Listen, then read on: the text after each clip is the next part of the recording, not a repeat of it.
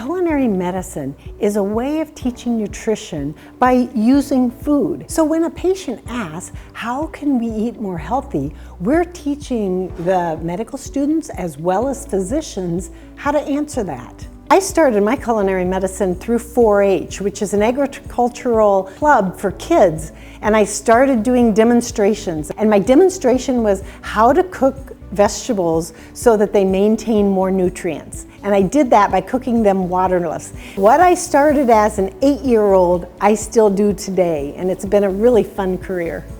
Every single day in my job looks really different from the day before. One of the funnest things that I do is I'll go to like the Winter Garden Farmers Market, where we would have 1,000 people who come by and they talk to the students and they talk to myself and find out a little bit about healthy food. But I also talk to lecture halls, I talk to physicians at hospitals. I also teach classes here at the College of Medicine.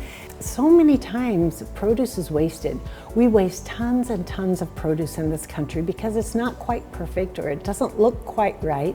But in the past, like I would say your grandparents' generation, they didn't expect tomatoes to be perfectly round. They didn't expect different kinds of lettuces that came from the garden to be exactly perfect because most things don't grow exactly perfect. And so here we have some bok choy, and it's a little bit bruised on the ends, but you know, it's gonna taste just as good.